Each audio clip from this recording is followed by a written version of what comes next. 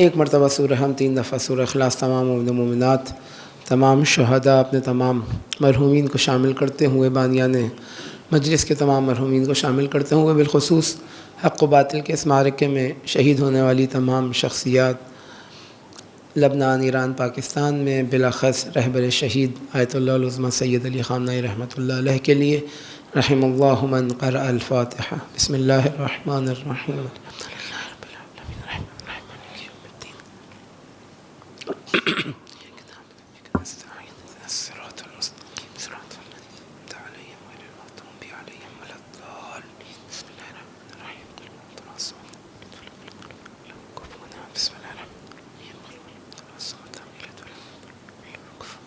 ایک دفعہ درود بھیجیے گا بر محمد و آل محمد پر۔ اعوذ باللہ من الشیطان الرجیم، بسم اللہ الرحمن الرحیم، الحمد للہ رب العالمین، الذي لا يبلغ مدحته القائلون ولا يحصي نعماءه العادون ولا يؤدي حقه المجتهدون،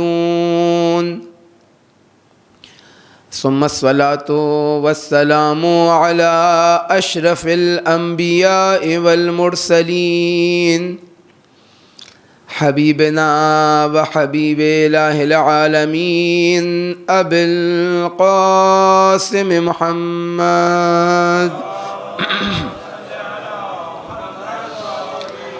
وعلى آله الطيبين الطاهرين المعصومين المظلومين الذين أذهب الله عنهم الرجس وطهرهم تطهيرا،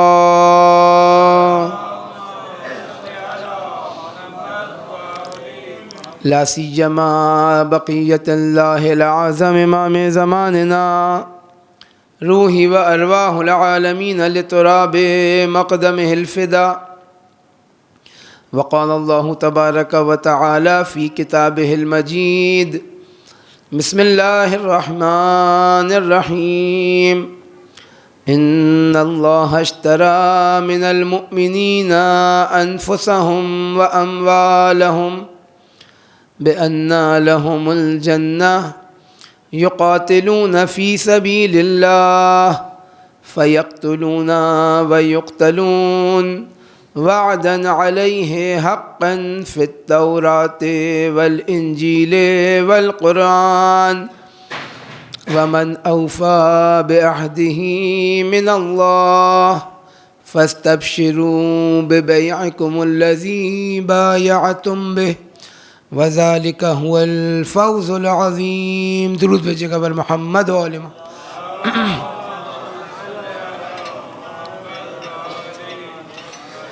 خداوند عالم کا احسان ہے، اس کا شکر کہ اس نے ہمیں یہ توفیق عطا کی کہ ہم اپنے آپ کو، اپنے گھر والوں کو، اپنے محلے، اپنے ملک اور اس زمین کو اہل بیت علیہم السلام کی تعلیمات سے، قرآن کریم کی آیات سے، اہل بیت کی سیرت، ان کے فضائل و مناقب سے اور بالخصوص سید الشہداء علیہ الصلاۃ والسلام پر گریہ وزاری سے منور کر سکے۔ ان سلسلہ مجالس کی آخری مجلس نبرد حق و باطل کو اس آیت کے ذیل میں دیکھنے کی کوشش کی کہ جس میں خداوند متعال ارشاد فرما رہا ہے کہ اللہ تعالیٰ خریدار ہے مومنین سے ان کے جان و مال کا، اور اس کے بدلے جو چیز ان کو عطا کرتا ہے وہ جنت ہے۔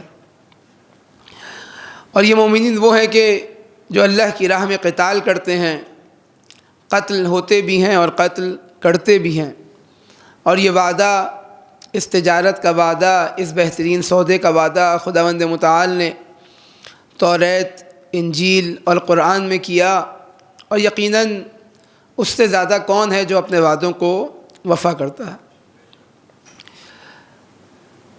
اختصار کے ساتھ چند مطالب اور اسی کو تسلسل دیتے ہوئے، یعنی وہ مقدماتی بحث جو ہم نے ان 8 دنوں میں آپ کے سامنے بیان کی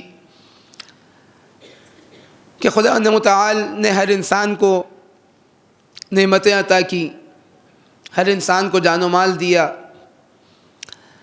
اور ہر انسان سے اس نعمت کو ایک دن چھن جانا۔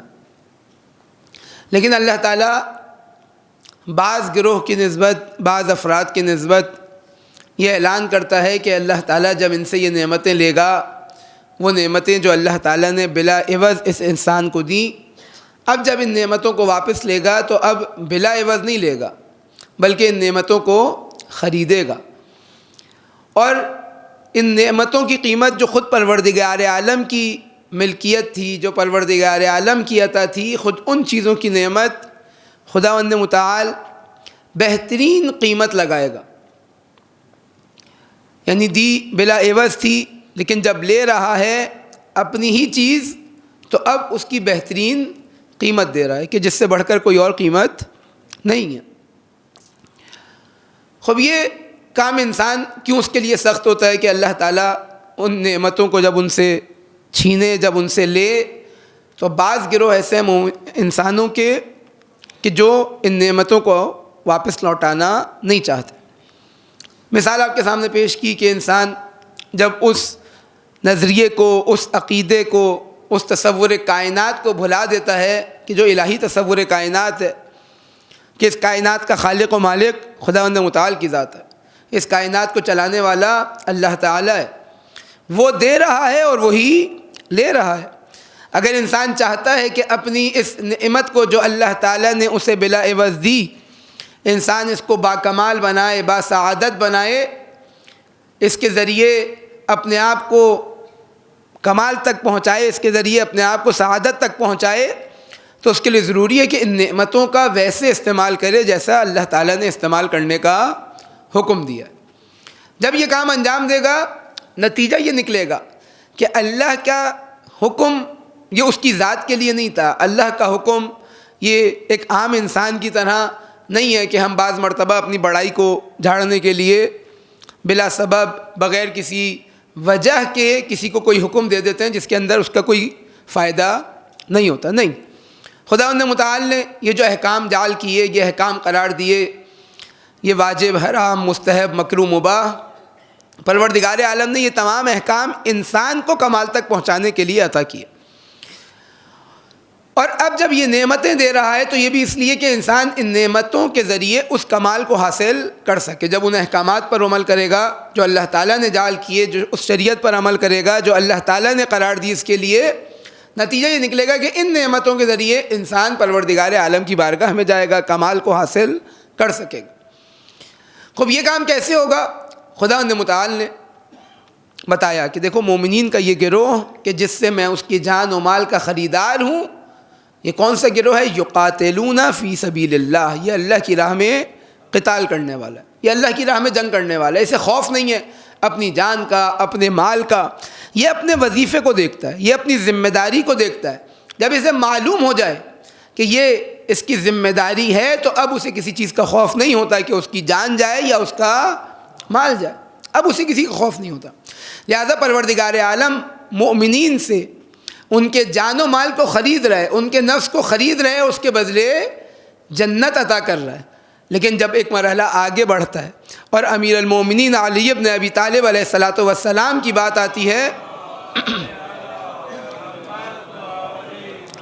تو خداوند متعال اب جنت نہیں عطا کر رہا، بلکہ مرضی الہی عطا کی جا رہی ہے کہ اپنے نفس کو جب بیچا جا رہا ہے، اور وہ مرحلہ آپ کے ذہنوں میں کہ شب ہجرت جب سرکار کے بستر پر سوئے تو وہاں جان کا خطرہ ہے وہاں، اور اس یقین کے ساتھ سوئے کہ جان چلی جائے گی، یعنی اس اطمینان اور سکون کے ساتھ کہ اللہ کی راہ میں اب جان قربان کرنی ہے۔ لہذا یعنی خالی یہ نہیں ہے کہ مثلا انسان ایکٹ کرے اس طرح کا، انسان وہی کام انجام دے، نہیں، وہ نیت، وہ تصور جو امیر المومنین علیہ الصلاۃ والسلام کی عبادت کا ہے کہ انسان، جس طرح روایات میں بیان ہوا کہ امیر المومنین کی ایک ضربت افضل من عبادت الثقلین، یعنی خندق میں جو مولا نے ایک ضربت لگائی اس کی نسبت دی جا رہی ہے کہ تمام کائنات کی عبادتوں سے زیادہ بافضیلت ہے.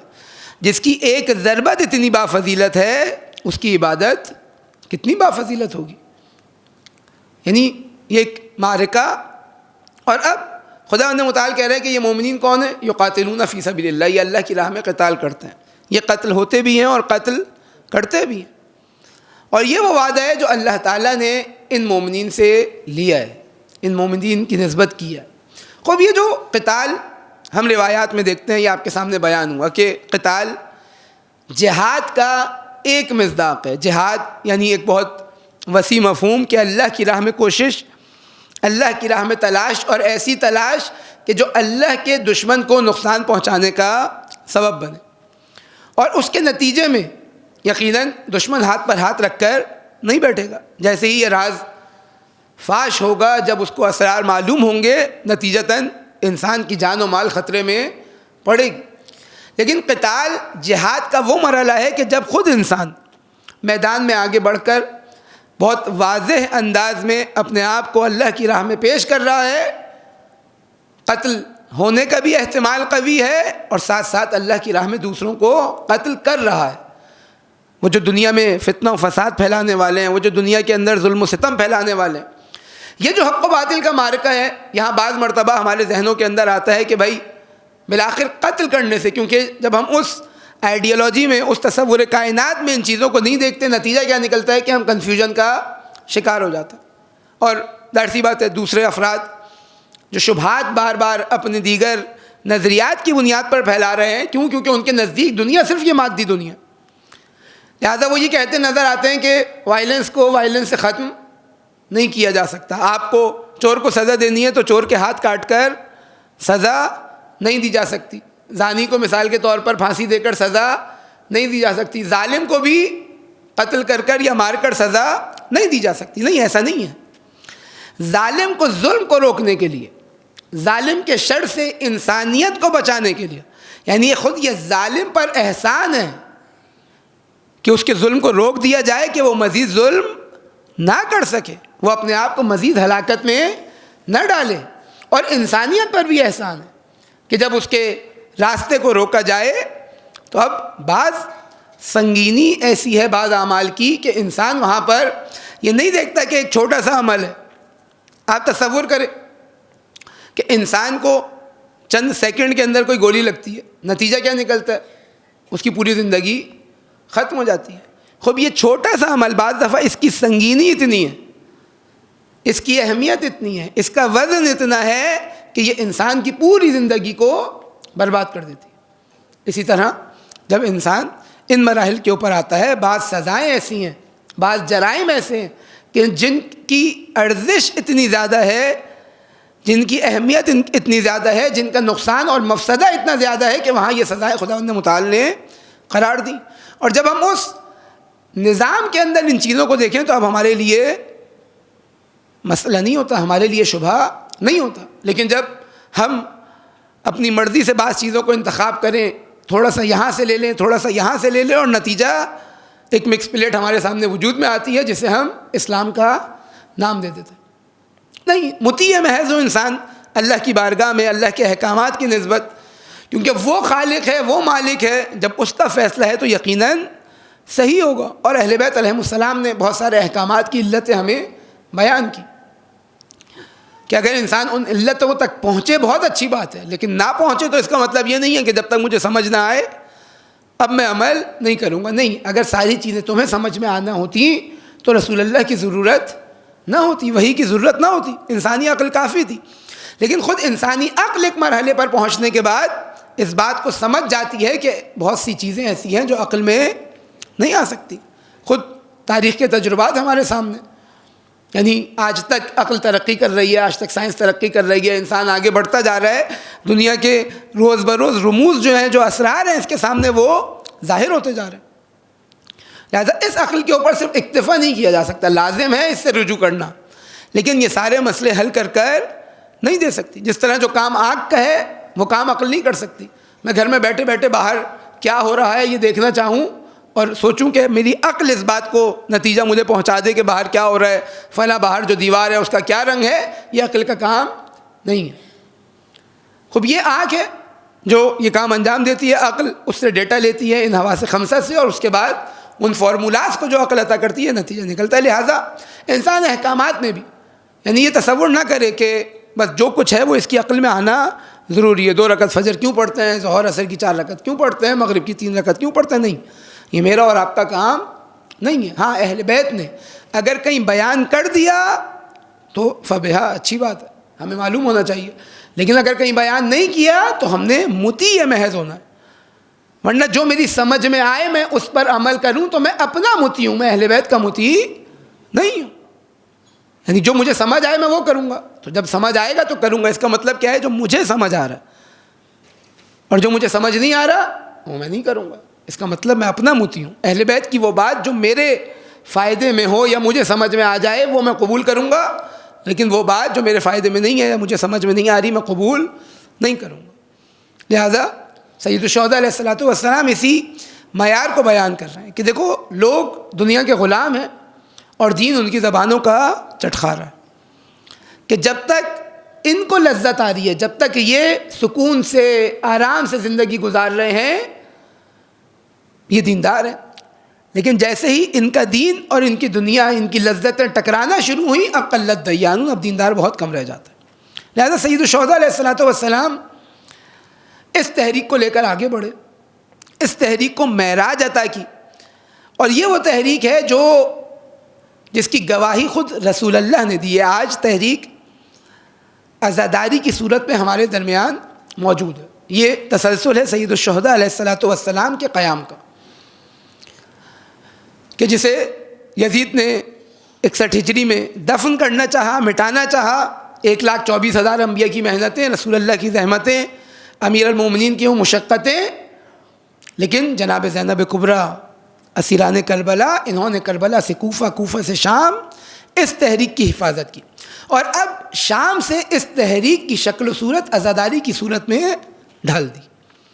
اب یہ عزاداری ہمارے بزرگوں سے، ہمارے اجداد سے ہوتے ہوئے آج ہمارے درمیان، ہم اس عزاداری سے اپنے آپ کو منور کر رہے ہیں۔ 1448 ہجری اس عزاداری سے اس سال کا آغاز ہوا، بس انسان کے ذہن میں لے کر آئے یہ جو قتال فی سبیل اللہ ہے، در حقیقت عزاداری اسی قتال کی ایک جہاد کی ایک صورت ہے، یعنی انسان اس کے ذریعے امر اہل بیت کو احیا کرے گا، انسان اس عزاداری کے ذریعے اپنے آپ کو کمال تک پہنچائے گا، انسان اس عزاداری کے ذریعے دنیا کو کمال تک پہنچائے گا۔ آپ دیکھیں کہ یہ جذبہ جو ہمارے دلوں کے اندر موجود ہے، کہ جس کے بارے میں خطبی مرتبت حضرت محمد مصطفیٰ صلی اللہ علیہ وآلہ وسلم فرماتے ہیں کہ ان لقتل الحسین حرارۃ فی قلوب المؤمنین لا تبرد ابدا، کہ ایک ایسی حرارت ہے مومنین کے دلوں میں، یہ کبھی سرد نہیں ہوگی۔ کس سے؟ قتل سید الشہداء علیہ الصلوۃ والسلام سے، شہادت سید الشہداء علیہ الصلوۃ والسلام سے، سید الشہداء کے خون بہنے سے یہ انسانیت کے اندر، مومنین کے دلوں کے اندر یہ نتیجہ نظر آئے۔ خوب کیوں مومنین کے درمیان ہے؟ کیوں غیر مومنین میں وہ جذبات نہیں ہیں؟ کیونکہ مومنین انہی روایات کے مطابق شیعتنا خلقوا من فاضل طینتنا، شیعہ اس بچی ہوئی مٹی سے خلق ہوئے ہیں جو اہل بیت علیہم السلام کے وجود کی مٹی تھی۔ وعجنوا بماء ولایتنا، اور اس مٹی کو گوندھا ان کی ولایت کے پانی سے، لہٰذا اب ان کے دل ان کے دل کے ساتھ مغبوم ہوتے ہیں، ان کے دل ان کے دل کے ساتھ خوش ہوتے ہیں۔ اور یہ خالی ایک طرفہ مسئلہ نہیں ہے، بلکہ روایات میں ہے کہ معصوم فرماتے ہیں کہ دیکھو جب تم بیمار ہوتے ہو ہم بیمار ہوتے ہیں، تمہیں اذیت ہوتی ہے ہمیں اذیت ہوتی ہے، اور یہ مبالغہ نہیں ہے، یعنی جس طرح ہم ایک دوسرے کو کہہ دیتے ہیں کہ ہمیں بہت درد ہوا، آپ کو مثلاً اذیت پہنچی، نہیں، اگر معصوم فرما رہے ہیں تو حقیقت فرما رہے، اس کے اندر کوئی مبالغہ نہیں ہے۔ خب یہ جذبات میرے اندر امام معصوم کی اس حدیث سے ثابت، کہ جب میں کہہ رہا ہوں کہ میرے اندر یہ جذبات ہیں، اور یہ جذبات جب میرے اندر سرد نہیں ہیں، جب میرے اندر یہ جذبات موجود ہیں، تو مجھ سے زیادہ یہ جذبات خود ائمہ علیہم السلام کے وجود میں موجود ہیں، یہ حرارت، یہ جذبہ۔ خوب یہ کب سرد ہوگا؟ سید الشہداء علیہ الصلوۃ والسلام اپنے فرزند حضرت علی اکبر سے ارشاد فرماتے ہیں کہ ولدی یا علی، اے میرے بیٹے علی، واللہ لا یسکن دمی، اللہ کی قسم مجھے آرام نہیں آئے گا، میرے خون سکون اور اطمینان میرے خون کو حاصل نہیں ہوگا، حتیٰ یبعث اللہ المہدی، یہاں تک کہ خداوند متعال میرے فرزند مہدی کو مبعوث کرے۔ یعنی صرف میں بے چین نہیں ہوں، صرف مومنین آپ بے چین نہیں ہیں۔ سید الشہداء فرماتا ہے کہ میرے خون کو بھی آرام نہیں ہے، اپنی خاطر نہیں، کہا یہ جو تحریک میں لے کر چلا ہوں، جب تک اس تحریک کا انتہائی نتیجہ سامنے نہیں آتا میرے خون کو اطمینان نہیں ہے۔ یہ مومنین سکون اور اطمینان کے ساتھ نہیں بیٹھیں گے، ان کے یہ جذبات انہیں بیٹھنے نہیں دیں گے، یہ اس کوشش میں لگے رہیں گے۔ لہٰذا میں نے آپ کے سامنے بیان کیا کہ بارہا آتے تھے ائمہ علیہم السلام کی خدمت میں، اور آنے کے بعد فرماتے تھے، کہتے تھے کہ مولا ہم یہ آپ کے امر کا انتظار کر رہے ہیں، آپ حکم دیں، ہم آپ کے امر کے لیے اپنی جانوں کو قربان کریں، اپنے مال کو قربان کریں۔ ائمہ علیہم السلام کہتے تھے بہت اچھا عمل کر رہے ہو، انتظار کرو، ابھی ہمارے امر کا انتظار کرو، ہمارے حکم کا انتظار کرو۔ اور یہ انتظار حقیقی انتظار ہوتا تھا، یعنی ہماری طرح نہیں کہ غیبت کے طولانی ہونے سے ہم سکون سے بیٹھ جائیں کہ اب نہ جانے کب حضرت حجت کا ظہور ہو، کب اہل بیت علیہم السلام کی حکومت قائم ہو۔ نہیں، اس وقت ایسے منتظر تھے کہ گویا کل اگر یہ امر قائم ہو جائے تو یہ لشکر آمادہ ہے۔ اور روایات اس جانب نشاندہی کرتی ہیں کہ ائمہ علیہم السلام نے بھی یعنی اس طرح ان کو آمادہ کیا تھا کہ گویا کبھی بھی امام علیہ الصلوۃ والسلام کا امر آ سکتا ہے اور یہ لوگ اپنی تلواریں لے کر، اپنے وجود کو لے کر، اپنی جان کو لے کر ائمہ علیہم السلام کی خدمت میں آ جائیں۔ وہ واقعات آپ کے سامنے بیان ہوں۔ بس یہ قتال، اس کا انتہائی نتیجہ کیا ہے؟ اس کا انتہائی نتیجہ حضرت حجت کا ظہور، حضرت حجت کی حکومت۔ یہ عزاداری در حقیقت اس کا کام ہی ہے کہ یہ دنیا کے کونے کونے تک لوگوں کو سید الشہداء علیہ الصلوۃ والسلام کا پیغام پہنچائے، جس کے نتیجے میں سید الشہداء کی محبت ان کے دلوں میں آ جائے۔ کہ جس طرح روایات میں ہے کہ اللہ تعالیٰ اگر اپنے بندے سے خیر کا ارادہ کرتا ہے تو اس کے دل میں سید الشہداء کی محبت، ان کی زیارت کی محبت کو ڈال دیتا ہے۔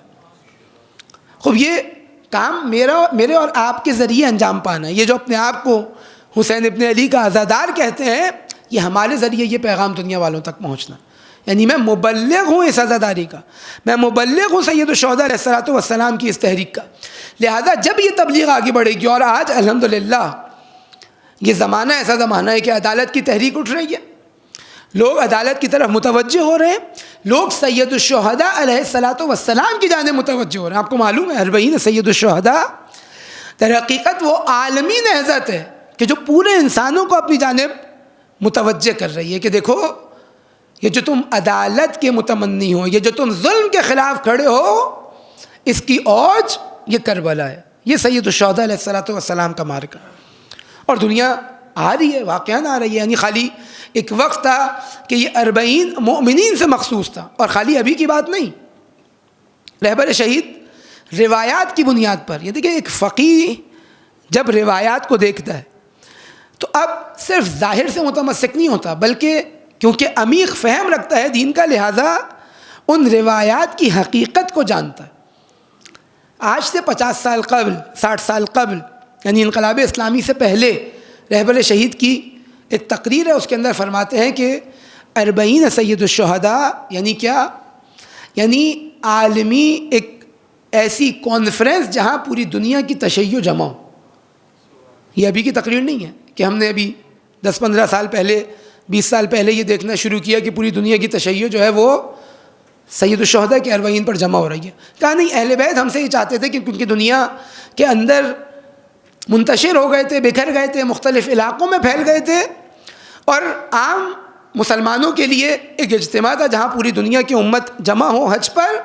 ایک اجتماع تشیع کے لیے خاص تھا کہ شیعہ مختلف دنیا سے آئیں، دنیا کے مختلف حصوں سے آئیں، اور آنے کے بعد سید الشہداء یعنی اس مرکز پر جمع ہو کہ جو منبع ہے، جو مرکز ہے حضرت حجت کی تحریک کا، کہ جس نے اس تحریک کو اوج عطا کی، یہ آئیں، جمع ہوں، جمع ہونے کے بعد آپس میں ملیں، ایک دوسرے کے احوال کو جانیں، ان کو ان کی ذمہ داری عطا کی جائے، اور پھر یہ اپنے علاقوں میں جا کر ان ذمہ داریوں کو انجام دیں، اگلے سال پھر جمع ہوں۔ لیکن اب ہم دیکھ رہے ہیں کہ اتنی سرعت کے ساتھ یہ واقعات آگے بڑھے کہ اب اربعین جو تشیع کا مرکز بن گیا تھا، اب آہستہ آہستہ ان چند سالوں کے اندر اربعین انسانیت کا مرکز بنتا جا رہا ہے. پوری دنیا آ رہی ہے، پوری دنیا کو دعوت دی جاتی ہے کہ اگر حق کے متلاشی ہو، اگر ظلم کے خلاف کوئی جذبات تمہارے وجود کے اندر موجود ہیں، اس کا مطلب تمہاری فطرت سالم ہے. آؤ حسین ابن علی کے دروازے پر. اور ایک اور علامت جو ہمیں نظر آتی ہے وہ یہ کہ آیت اللہ بہجت فرمایا کرتے تھے کہ جب حضرت حجت ظہور فرمائیں گے اور روایات کے مطابق اپنا تعارف کس سے کرائیں گے؟ دیکھیں، جب کوئی شخص اپنا تعارف کراتا ہے تو منطق کا قاعدہ یہ ہے کہ ایسی چیز سے تعارف کراتا ہے جو اس سے زیادہ معروف ہو لوگوں کے نزدیک. یعنی آپ مجھ سے پوچھیں گے میں کون ہوں تو میں ایسا تعارف کراؤں گا کہ جو آپ جانتے ہوں گے. بھائی آپ فلاں صاحب کو جانتے ہیں، میں ان کے علاقے میں رہتا ہوں. آپ فلاں علاقے کو جانتے ہیں، وہ اتنا معروف ہونا چاہیے. میں ایک ایسا علاقہ بتاؤں جو آپ بالکل بھی نہیں جانتے ہوئے، اس سے بہتر آپ مجھے جانتے ہوں گے. کہیں گے کم از کم آپ کو یہ 7-8 دن دیکھا تو ہے، وہ علاقہ ہم نے نہ نام سنا کبھی دیکھا. خوب منطق کا قاعدہ ہے، جب اپنا ایک شخص تعارف کراتا ہے تو کسی ایسی چیز سے کراتا ہے جو دنیا والوں کے لیے زیادہ واضح ہو، دنیا والوں کے لیے معروف ہو چکی ہو، دنیا اس کو جانتی ہو. آئیں دیکھیں حضرت حجت اپنا تعارف کیسے کراتے ہیں. حضرت حجت جب ظہور فرمائیں گے، جو 5 اعلان کریں گے، اس میں سے 3 اعلان وہ ہیں جس میں اپنا تعارف سید الشہداء علیہ السلام کی نسبت کریں. یعنی دنیا امام حسین کو جانتی ہوگی، دنیا امام حسین کی حقانیت سے واقف ہوگی، دنیا امام حسین کی مظلومیت سے واقف ہوگی. الا یا اہل العالم ان جدی الحسین قتلوہ عطشانا. اے دنیا والوں جان لو، میں اس کا بیٹا ہوں جسے کربلا میں بھوکا پیاسا قتل کر دیا گیا. خوب یہ تعارف جب کرائیں گے اس کا مطلب کیا ہے کہ اب دنیا جانتی ہے حسین کو. اور یہ عزاداری کے ذریعے اہل بیت نے، یہ جو میں نے آپ کے سامنے بارہا عرض کیا کہ یہ جو راستہ اہل بیت نے عزاداری کی صورت میں اس تحریک کو آگے بڑھایا، یہ انسانی جذبات کو پاکیزہ کرنے کے لیے، انسانی جذبات کو وہ جو آلودگیاں لگ گئی ہیں اس کے وجود کے اوپر اس دنیا کی رنگینیوں سے، اہل بیت کا ذکر، سید الشہداء کا ذکر، سید الشہداء پر گریا، ان کی مصیبت، ان کے مصائب پر گریا، اس انسان کو اس طرح پاک و پاکیزہ کر دیتا کہ وہ آئے گا اللہ کے ولی کی بارگاہ میں، وہ طلب کرے گا، وہ احساس کرے گا اس پیاس کا کہ جو اللہ کے ولی کی غیبت سے اس دنیا کے اوپر حاکم ہے، اور اپنے آپ کو آمادہ کر اس ظہور کی تحریک کا حصہ بنے گا. خوب دنیا والے اس عدالت کی تحریک کا حصہ بن جائیں. لیکن میں جو امیر مومنین کا چاہنے والا، جو سید الشہداء پر گریہ کرنے والا، میں اس تحریک سے دور ہو جاؤں. یعنی واقعاً حسرت کا مقام ہے کہ ہم میں سے کوئی آئے اور آنے کے بعد اس حق و باطل کے معرکے میں اپنے آپ کو غیر جانبدار قرار دے. نہیں، اگر یہ تحریک حضرت حجت کی ظہور کی ہے، اگر یہ عزاداری سید الشہداء کی تحریک کا تسلسل ہے، تو اس کا مطلب یہ کہ اب یہ عزاداری وہ عزاداری ہونی چاہیے جو دنیا کے اندر اصلاح کا کام کرے گی. یہ عزاداری وہ عزاداری ہونی چاہیے دنیا کو پاک و پاکیزہ کرے گی. یہ عزاداری وہ عزاداری ہونی چاہیے کہ جو در حقیقت میں سید الشہداء علیہ السلام کے اہداف کو پورا کرے گی، کہ جس کی گواہی امام صادق علیہ السلام زیارت اربعین میں دیتے ہیں. وَبَذَلَ مُحْجَتَهُ فِيكَ لِيَسْتَنْقِذَ عِبَادَكَ مِنَ الْجَهَالَةِ وَحَيْرَةِ الضَّلَالَةِ. اے اللہ، حسین نے اپنے آپ کو قربان کر دیا، حسین نے اپنا سب کچھ قربان کر دیا، حسین نے خون جگر پیا تیری راہ میں. کس لیے؟ لِيَسْتَنْقِذَ عِبَادَكَ مِنَ الْجَهَالَةِ وَحَيْرَةِ الضَّلَالَةِ، تاکہ تیرے بندوں کو جہالت اور گمراہی سے نجات عطا کر سکے. سید الشہداء اس نجات کو عطا کرنے، انسانیت کو گمراہی اور ضلالتوں سے نکالنے کے لیے کربلا کے میدان میں آئے. تنہا نہیں آئے، اہل حرم کو لے کر آئے، رسول اللہ کی بیٹیوں کو لے کر آئے. دیکھیے، جتنا میں اور آپ اپنی ناموس کی نسبت غیرت مند ہے نا، سید الشہداء انسانی اقدار کے کمال پر ہے. انسان تصور نہیں کر سکتا اس غیرت کا. یعنی اگر ہماری ناموس پر کوئی آنچ اٹھا کر دیکھے، کوئی ذرہ برابر آنچ آئے، ہماری غیرت جاگ جاتی ہے. سید الشہداء حسین ابن علی، علی کا بیٹا، روایت کہتی ہے جب سب قتل کر دیے گئے، تب سب کے سب شہید ہو گئے، اور اب حسین ابن علی میدان کی جانب جانا چاہتے ہیں، وداع کر رہے ہیں۔ ایک مرتبہ سلام کیا اپنے بچوں کو، یا زینب و ام کلثوم، یا رقیہ، یا سکینہ، یا فاطمہ، دیکھو میں مقتل کی جانب جا رہا ہوں۔ ایک مرتبہ بیویوں نے گریہ کیا، سید الشہداء نے اطمینان دلایا، آرام دلایا۔ حسین مقتل میں چلے گئے، لیکن روایت کہتی ہے کہ جب حسین کو فرصت ملتی بار بار خیمے کا رخ کرتے، آتے آ کر دیکھتے کہ کہیں زینب و ام کلثوم کو تو آنچ نہیں آئی، کہیں سکینہ اور رقیہ کے خیمے تو نہیں جل گئے، کہیں ایسا نہ ہو کہ میں جنگ میں مصروف ہوں اور یہ لعین رسول زادیوں کے اوپر حملہ کر دیں۔ روایت کہتی ہے کہ گئے مقتل میں، جانے کے بعد جنگ لڑنا شروع کی۔ ایک مرحلہ وہ آیا کہ حسین ابھی تن بتن لڑ رہے ہیں، ایک ایک آتا ہے حسین واصل جہنم کرتے جاتے ہیں۔ ایک مرتبہ جب اتنے لوگ قتل کر دیے گئے، ایک لعین چلا کر بولا، ارے کیا ماجرا ہے، کس طرح لڑ رہے ہو کہ ایک بوڑھا شخص جو 72 لاشیں اٹھا چکا ہے، جس کے بچوں کو ہم نے قتل کر دیا، جس کے اصحاب کو ہم نے قتل کر دیا، ارے یہ تم سے سنبھالا نہیں جا رہا۔ ایک مرتبہ ایک اور جگہ سے ندا ہوتی ہے، ھذا ابن قتال العرب، ارے یہ علی کا بیٹا ہے جس نے تمہارے آباء و اجداد کو مارا۔ یہ سننا تھا، چاروں جانب سے حملہ ہوا، ارے کسی نے بدر کا بدلہ لینا شروع کیا، کسی نے خیبر کا بدلہ لینا شروع کیا۔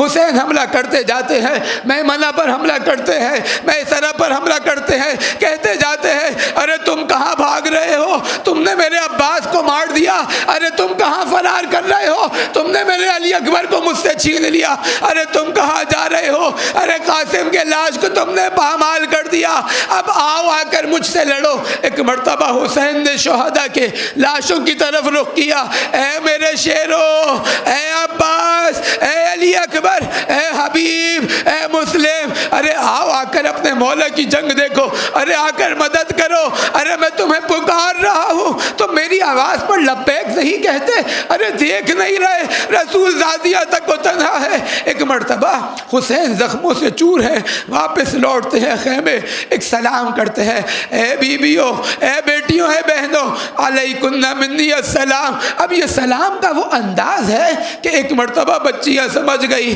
اب جو بابا جا رہے ہیں اب یہ واپس نہیں آئیں گے۔ ایک مرتبہ کوہرام مچا، اپنی بہن زینب کو بلایا، ایک تقاضا کیا۔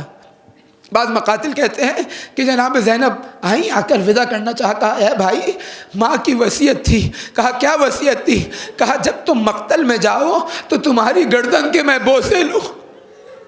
یہ وہ جگہ جہاں رسول اللہ بوسہ لیا کرتے تھے۔ نہ جانے ایک مرتبہ عجب بھائی حسین نے کہا ہو، اے بہن زینب، ارے میں ان بازوؤں کا بھی بوسہ لوں جو میرے جانے کے بعد جن میں رسن باندھی جائے گی۔ ایک مرتبہ کہتے ہیں بہن زینب، ارے ایک بوسیدہ ایک پرانا کرتا مجھے لا کر دے دو۔ بہن دیکھ رہی ہیں، پرانا کرتا لاتی ہیں، لا کر بھائی کے حوالے کرتی ہیں۔ حسین اس بوسیدہ کرتے کو جگہ جگہ سے پھاڑنا شروع کرتے ہیں، پارا پارا کرنا شروع کرتے ہیں۔ زینب تعجب سے دیکھ رہی ہے، یقیناً اب اس مرحلے پر زینب بے چین ہے، نہ جانے بھائی یہ کیا کر رہا ہے۔ جواب دیا ہے بہن زینب، ارے مجھے خوف ہے کہ یہ لعین میرے لباس کو غارت کر لے گے، ارے ایسا لباس پہن کے جانا چاہتا ہوں کہ جس کی نسبت ان کی کوئی رغبت نہ ہو۔ روایت کہتی ہے جب حسین قتل کیے گئے اور زینب لاش حسین پر پہنچی، ارے وہ کرتا بھی نہ ملا جو زینب نے آخر وقت حسین کے حوالے کیا تھا۔ حسین کی بچی آگے بڑھی، وداع ہوا، ایک ایک کر جاتے گئے، بیٹی آگے بڑھی، اے بابا گویا مرنے کی جانب جا رہے ہیں، گویا موت کے سامنے تسلیم ہو گئے ہیں۔ کہا اے بیٹی کیسے موت کے سامنے وہ تسلیم نہ ہو، ارے جس کا کوئی مددگار نہ ہو۔ حسین گھوڑے پر سوار ہوئے، اب جو جانا چاہتے ہیں۔ ایک بچی آگے بڑھی، آگے بڑھ کر کہتی ہے اے بابا ارے تھوڑا سا آرام سے آگے بڑھو، ایک مرتبہ حضرت کے ساتھ آپ کے چہرے کی زیارت کر لوں، نہ جانے کب یہ چہرہ اب دیکھنے کو ملے گا۔ ایک مرتبہ حسین دوبارہ ذوالجنے سے اترے، سکینہ کو گلے سے لگایا، زار و قطار رونا شروع کیا، بیٹی نے گریہ شروع کیا، بابا کے دست و پاؤں کو بوسہ لینا شروع کیا۔ ایک مرتبہ حسین آرام دلاتے ہیں، اے سکینہ ارے ابھی سفر بہت طولانی ہے، ابھی تم نے بہت زیادہ گریہ کرنا ہے، اپنے آپ کو آرام دلاؤ۔ حسین گئے مقتل میں، مقاتل کہتے ہیں ایک مرحلہ وہ آیا، لڑتے لڑتے ایک مرتبہ حسین رک گئے، گویا ہاتف کی ندا آ گئی، کہا اے حسین، ارے رسول اللہ ملاقات کے منتظر ہے، اے حسین بابا ملاقات کے منتظر ہے، اے حسین ماں فاطمہ منتظر ہے۔ ایک مرتبہ حسین رک گئے، ارے چاروں طرف سے حملہ ہوا، حسین کے ایک لعین نے ایک پتھر اٹھایا۔ امام باقر کی اس روایت کو یاد رکھے، امام فرماتے ہیں وَقُتِلَ جَدُّنَا، ارے میرے جد کو قتل کیا گیا، بالسیف والسنان والحجر والخشب، ارے جس کے ہاتھ میں جو ہوتا وہ میرے جد پر مارا کرتا تھا۔ ایک مرتبہ ایک لعین نے پتھر اٹھایا، سید الشہداء کی پیشانی پر مارا، حسین کی پیشانی سے خون جاری ہوا۔ حسین نے کرتے کو بلند کیا، پیشانی کو صاف کرنا چاہتے ہیں، اب وہ سینہ ظاہر ہوا جس کے رسول اللہ بوسہ لیا کرتے تھے۔ ایک لعین نے نشانہ لیا، سے شعبہ تیر سید الشہداء کے سینے میں پیوست ہوا۔ سید الشہداء گھوڑے پر سنبھل نہ سکے، اب جو زمین پر گرے، لیکن اتنی جرأت کے ساتھ، اتنی استقامت کے ساتھ لڑتے جا رہے ہیں، کوئی قریب نہیں آ رہا۔ کبھی اٹھتے ہیں پھر تھک کر بیٹھ جاتے ہیں، کبھی کسی حملے سے بیٹھ جاتے ہیں، پھر دوبارہ کھڑے ہوتے ہیں، خیموں کی جانب نگاہ کرتے ہیں۔ ایک مرتبہ دیکھا لعینوں کا ایک گروہ ہے جو خیموں کی جانب حملہ کرنا چاہتا ہے، کہتے ہیں اے لعینوں، ارے تمہاری جنگ مجھ سے ہے، ان رسول زادیوں نے تمہارا کیا بگاڑا ہے؟ اگر کسی دین پر یقین نہیں رکھتے تو کم از کم آزاد مردوں کی طرح زندگی تو گزارو۔ ارے جب تک میں حیات ہوں، جب تک میں زندہ ہوں، ارے مجھ سے آ کر لڑو، ان بیٹیوں نے تمہارا کیا بگاڑا ہے؟ ایک مرتبہ کہتے شمر رک گیا، حسین کو مخاطب کر کر کہا ہے حسین ذالک لک یا ابن فاطمہ، اے حسین اے فاطمہ کے بیٹے تمہاری بات یہاں پر صحیح ہے۔ ایک مرتبہ میرے ذہن میں آیا کہ شاید جہاں جناب زہرا کا نام لیا ہو وہی سید الشہداء کے وہ ذہن میں وہ تصور آیا ہو۔ ارے مدینہ تھا، چاروں جانب سے جب لشکر نے حملہ کیا، ارے ماں فاطمہ موجود تھی، امیر المومنین موجود تھے، رسول زادی کو در و دیوار کے درمیان ارے شہید کر دیا گیا، زخمی کر دیا گیا۔ ہاں یہ لشکر رک گیا کربلا میں، حسین کو مدینہ یاد آ گیا، اب حسین دوبارہ جنگ لڑ رہے ہیں۔ ایک وقت وہ آیا کہ اب حسین زخموں سے چور ہے، چاروں جانب سے حملہ ہوا، حسین تیروں سے چھندی ہے، اب کھڑے ہوتے ہیں، لڑتے ہیں، پھر گرتے ہیں، پھر بیٹھتے ہیں، لڑتے ہیں، پھر گرتے ہیں، کوئی قریب نہیں آنے والا، کوئی قریب نہیں آ رہا، کوئی جرأت نہیں کر رہا۔ ایک لعین آگے بڑھا، آگے بڑھنے کے بعد ایک نیزہ اسی جگہ پر مارا جہاں پہلے سے تیر پیوست تھا، اب حسین سنبھل نہ سکے، نیزے کے سرہانے بیٹھے ہیں۔ ایک لعینوں کا حملہ ہوا، سب نے بدلے لینے شروع کیے، چاروں جانب سے حسین پر یہ لشکر ٹوٹ پڑا۔ ایک بہن وہ اس منظر کو دیکھ رہی ہے کہ اب شمر ہے۔ ارے سید الشہداء کو ایک مرتبہ اپنے سینے پر سنگینی کا احساس ہوا، کہا ہے شمر، آنکھیں کھولی، دیکھا شمر ہے، کہا ہے شمر جانتے ہو کس مقام پر پاؤں رکھا ہے؟ کہا ہاں جانتا ہوں، ارے یہ وہ بوسہ گاہ ہے جہاں رسول اللہ بوسہ لیا کرتے تھے۔ اے شمر تم نے بہت بلندی پر پاؤں رکھ لیا، کیا جانتے نہیں میں کون ہوں؟ کہا جانتا ہوں، رسول اللہ کے نواسے ہو، علی و فاطمہ کے بیٹے ہو۔ ارے میں جانتا ہوں رسول اللہ کی نشانی ہو، لیکن اللہ کی قسم میرے پاس تمہارے قتل کے سوا کوئی چارہ نہیں۔ سنان کو آواز دی، کہا آؤ، آ کر حسین کی گردن کو جدا کرو۔ ارے بہن تلے سے یہ منظر دیکھ رہی تھی جس کی گواہی مولا امام زمانہ نے زیارت ناہیہ میں دی، وَشِمْرٌ جَالِسٌ عَلَىٰ صَدْرِهِ، ارے شمر سینہ اقدس پر سوار ہو کر ریش مبارک کو تھام کر ارے کند خنجر سے